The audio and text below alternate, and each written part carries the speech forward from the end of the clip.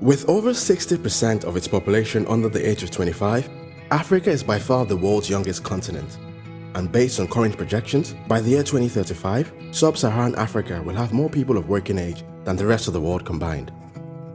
And by the end of the century, almost half of the world's young people will be African.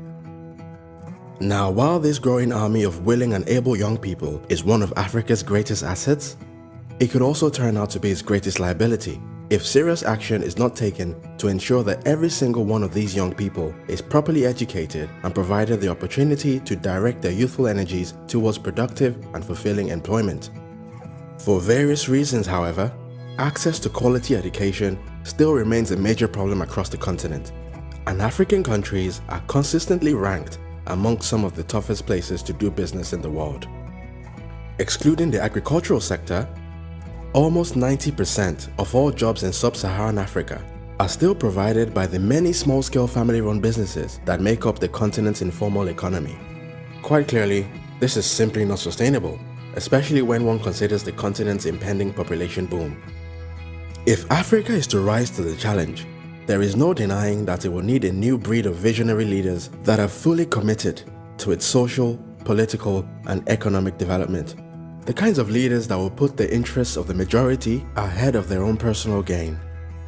Leaders that will invest in African industry, rather than joining in the pillaging of its resources by collecting kickbacks from the multinational corporations that extract its raw materials. Leaders that will choose to invest in improving their local healthcare systems, rather than simply flying themselves and their families abroad when they are in need of treatment. Leaders that will invest in improving their own educational institutions, rather than just send their own children abroad to study while leaving the masses to suffer. Leaders that will invest in their local economies, rather than amass portfolios of foreign properties and go on luxury holidays abroad. Most importantly, leaders that will care about how many lives they can change, rather than how much money they can store in their Swiss bank accounts.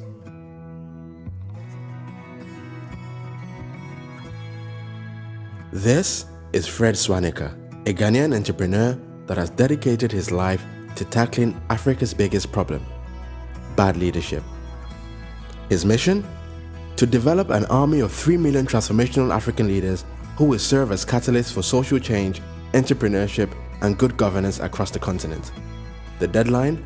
The year 2035. Swaniker's obsession with seeing effective leadership on the continent stems from his own bitter taste of bad African leadership. At the tender age of 4, his family was forced to flee his native Ghana during the infamous 1979 military coup. Only 6 months later, his family went through the same ordeal in the Gambia, forcing another move all the way across to Zimbabwe, where he eventually completed his high school education.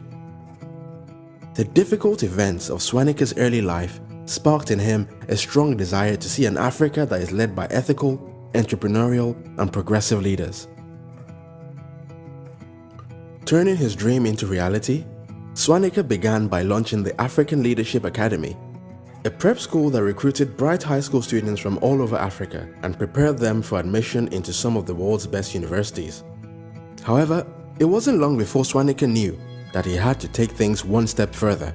He realized that the ALA model was actually contributing to Africa's brain drain, as once his ALA graduates were admitted into top universities abroad, they rarely ever moved back to Africa. He decided that it was time for Africa to have its own elite university, capable of competing with the likes of Stanford, MIT, and Harvard. However, he decided early on that he was not just going to copy and paste the age-old traditional models of further education that had been passed down for centuries. Instead, he set out to develop a completely new educational model that was tailor-made for the African context. After several rounds of intense fundraising, Swaniker launched the African Leadership University, a Pan-African educational institution with campuses in Mauritius, Rwanda, and Kenya. Situated on the beautiful island of Mauritius, the ALU's main campus is a real sight to behold. But what really sets it apart is its revolutionary approach to teaching. The university's pure learning library is far from the silent temple of books and quiet study that you will find in most universities. Instead, it is a lively space where students gather to debate and share competing ideas on how to solve the big issues facing their communities, diagramming on whiteboards and providing live critiques on each other's perspectives. In many ways, the space is the perfect embodiment of the ALU's teaching philosophy, which holds that the best way to train the leaders that will tackle the continent's problems is by encouraging collaboration and the refinement of ideas through active debate. At the ALU, the focus is on solving real-world problems from day one. New students are presented with a list of challenges currently facing African countries, from climate change to healthcare reform, education, urban development, and population growth. For the rest of the year, they are then expected to research their chosen issue, discuss it with classmates, teachers, and specialists, and then present an informed solution at the end of the year.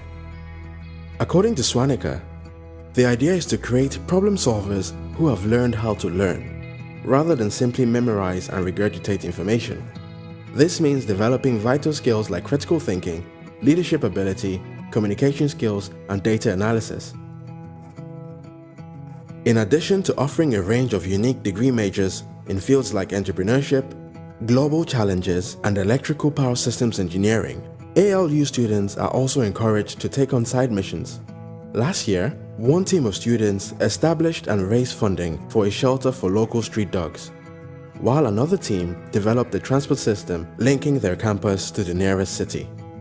Summer internships and work experience are compulsory at the ALU, and so upon graduation, virtually all graduates will have had at least 1 year's worth of work experience in an African country, giving them a taste of the real-world challenges they will eventually go on to face.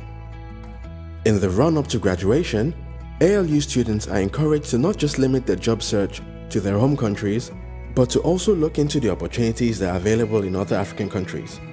The idea here is to get them thinking about continent-wide problems and not just local ones. Swaniker's vision is for ALU graduates to go on to become political and business leaders with the kind of Pan-African mindset that will help drive economic growth and boost trade and cooperation across the continent as a whole. In order to ensure that admission to the ALU is based solely on talent, the ALU offers grants of up to $2,000 and also runs a generous student loan program that allows students to be admitted on the basis that the ALU will receive a fixed percentage of their income over a 5 to 10 year period after they graduate. However, unlike a traditional student loan agreement, these loans will only need to be repaid if and when the student actually gets a job following graduation. The ALU project is still very much in its infancy, having only just graduated its first class of 79 students earlier this year. However, its growth and impact potential is absolutely colossal. Swaniker's long-term plan is to set up 25 more ALU campuses in various locations across Africa. In the last 3 years alone, the ALU has raised over $80 million and is currently rolling out its satellite learning centers from where it will be delivering its unique ALX programs, which are a range of 6-month courses designed for university graduates and experienced professionals interested in developing leadership and technical skills in areas such as data science and operational management. The ALX will also offer business incubation support for African startups. Ensuring that the ALX programs remain as affordable as possible, the ALX centers will deliver the training sessions in low-cost co-working spaces and look to send participants out on job placements whenever possible. With the first ALX center launched in Nairobi last year and new outposts expected in Johannesburg, Lagos, Cape Town, and Casablanca in the next couple of years, the ALU's vision is to impact not just the future generation of African leaders, but the present one as well. Standing alongside Ethiopian President Abiy Ahmed, South Africa's Cyril Ramaphosa, and Egyptian football sensation Mohamed Salah as one of only a handful of Africans on the Times 2019 list of the 100 most influential people in the world, Swaniker just might be set to stay on that list for the next few years, and perhaps, in the not too distant future, alongside a few graduates from the African Leadership University. Our question for you: how optimistic are you about the future generation of African leaders?